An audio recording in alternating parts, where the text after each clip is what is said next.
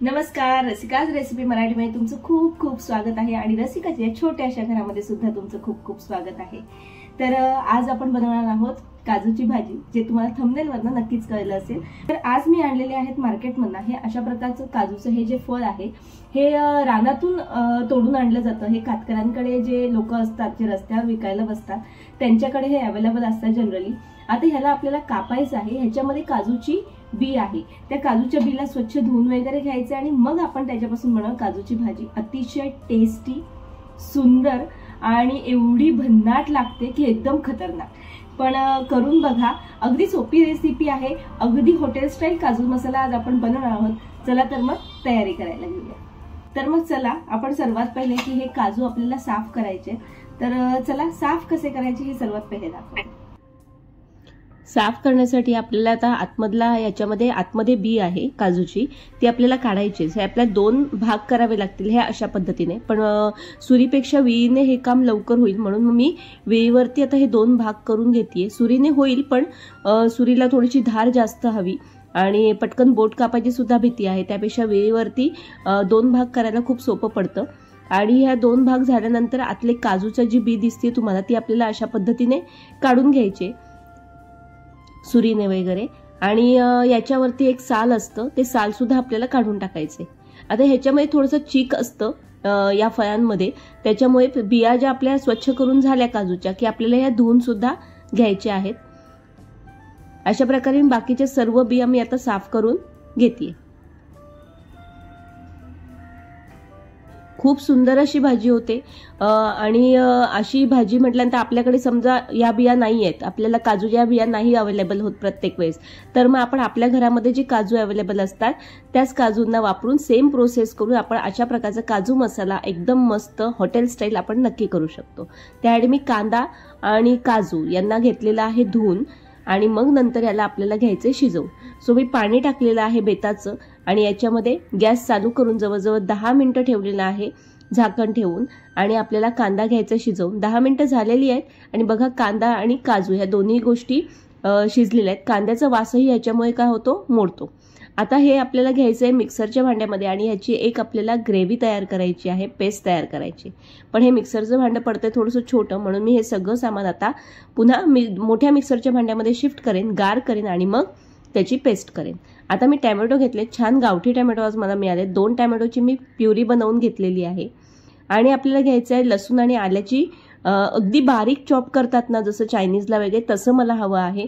So माझ्याकडे ही एक electric mixer आहे छोटासा, जो ह्याच गोष्टींसाठी मिरची, लसूण, आलं हे बारीक करण्यासाठी वापरला जातो आणि अगदी विदिन 2 मिनिटांमध्ये अगदी बारीक छान चॉप्ड केलेलं लसूण आणि आलं आपल्याला मिळतं। सो हे कामही माझं झालेलं आहे आणि आता आपण घेऊया फोडणी टाकायला। पण फोडणी टाकायच्या अगोदर सर्वात पहिले आपल्याला घ्यायचे तूप। हे 2 चमचे मी साजूक तूप घेतलेलं आहे आणि याच्यामध्ये आपण जे काजू साफ करून घेतलेले आहेत ते मला इथे थोडेसे फ्राय करून घ्यायचे आहेत, ब्राउनिश होईपर्यंत। फ्राय झाले का मग आपण याला बाजूला काढून ठेवणार आहोत। तर हे छान अशा प्रकारे आपण थोडंसं हलवून परतून घ्यायचं आहे मीडियम फ्लेमवरती आणि मग नंतर थोडंसं कलर बदलल्यानंतर आपल्याला काजू घ्यायचे हे बाजूला काढून, आणि मग आपण तयारी करणार आहोत ग्रेव्ही तयार करण्याची। खूप छान, अगदी हॉटेल स्टाईल आणि झटकेपट, जर तयारी असेल तर पटकन होते आणि मुलांना तर खूप आवडते। कारण काजू मसाला म्हटलं की हॉटेलमध्ये तर काजू मसाल्याची आपण भाजी मागवली तर खूप जास्त प्रमाणामध्ये त्याची प्राइस असते, तर त्यापेक्षा घरीच जर तुम्ही काजू मसाला बनवला तर अगदी उत्तम। मी आता ह्याच्यामध्ये जे तूप थोडंसं शिल्लक होतं त्याच्यामध्येच मी थोडंसं तेलही टाकलेलं आहे, 1 ते 1.5 पळी, आणि मग आपण जे आलं आणि लसूण बारीक करून घेतलं होतं ते 2 चमचे मी याच्यामध्ये टाकलेले आहे। आता लसूण आणि आलं 1-2 मिनिटांसाठी शिजवून द्यायचं आणि मग नंतर याच्यामध्ये आपल्याला ही जी कांदा आणि काजू यांची जी आपण पेस्ट बनवली होती ती आपल्याला घालायची। या पेस्टला सुद्धा आपल्याला व्यवस्थित 5 मिनिटांपर्यंत हलवून घेऊन याला मंद आचेवरती शिजवून घ्यायची आहे। प्रोसेसही अगदी सोपी आहे आणि झटकेपट होणार आहे आणि हॉटेलमध्ये तर जायलाच नको एवढी भन्नाट होते ही भाजी। आता आपण जी टॅमॅटोची प्युरी केली होती ती प्युरी सुद्धा ह्याच्यामध्ये ऍड करूया आणि मिक्स करून घेऊया आणि पुन्हा एकदा 5 मिनिटांसाठी आपण त्याला ढवळत बसूया, शिजवून घेऊया। ही ग्रेव्ही जी आहे पूर्णपणे शिजली गेली पाहिजे। आणि मग ही जरा शिजली आपण एक 5 मिनिटात, मग ह्याच्यामध्ये टाकायचे मसाले. सो हळद टाकलेला आहे, आपला घरचा मसाला 1 चमचा टाकलेला आहे. लाल मिरची पावडर घेतलेली आहे मी, ज्याच्यामुळे कलर छान येतो, 1 ते 1.5 चमचा घेतलेला आहे. ही माझ्याकडे लवंग, दालचिनी म्हणजे खडे मसाल्यांची मी पावडर करून ठेवली होती ती टाकलेली आहे. गरम मसाला टाकलेला आहे, धणा पावडर टाकलेली आहे आणि चवीपुरतं आपल्याला टाकायचे मीठ. आणि मग घ्यायचे आपल्याला मिक्स करून. आता मसाले टाकल्यानंतर सुद्धा मसाल्यांचा एक उग्र वास असतो, तो येऊ नये म्हणून आपल्याला ही जी ग्रेव्ही आहे ही आपल्याला शिजवून घ्यायची आहे व्यवस्थित. एक 5 ते 10 मिनिटापर्यंत आपल्याला गॅसवरती, बारीक गॅस फ्लेमवरती आपल्याला हे शिजवत राहायचंय. मध्ये मध्ये हलवत राहायचं आहे. आणि थोडंसं झाकण सुद्धा आपण ठेवूया याच्यावरती, म्हणजे ग्रेव्ही छान शिजेल.